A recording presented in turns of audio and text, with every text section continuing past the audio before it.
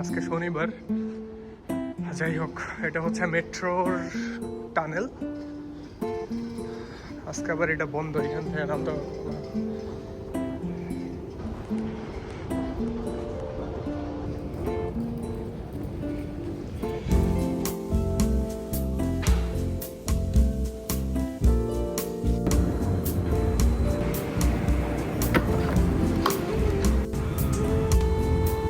একটা metro change করে আরেকটাতে উঠতে হবে এখন।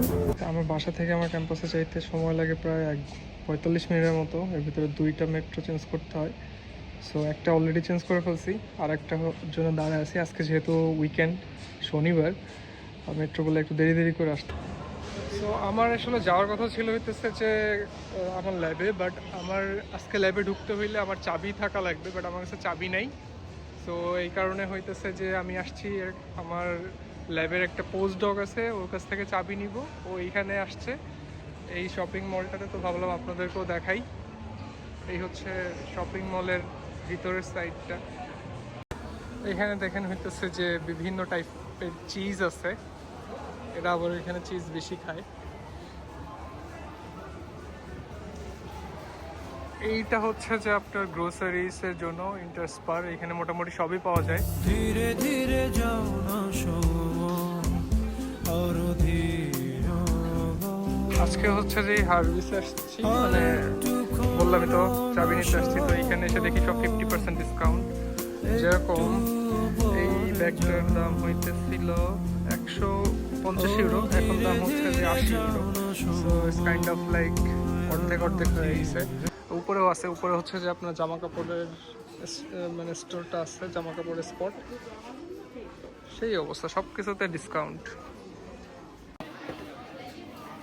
এটা হচ্ছে আপনার 50% ডিসকাউন্ট দিলে এরকম হয়।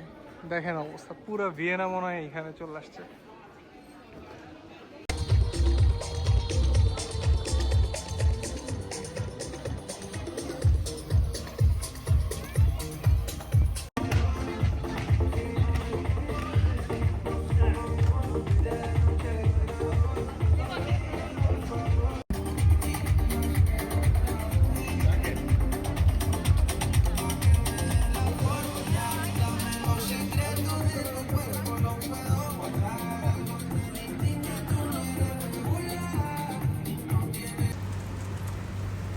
ভাবছিলাম কাজ শেষ করে এখন বাসায় যাব, কিন্তু হইতেছে বৃষ্টি পড়তেছে।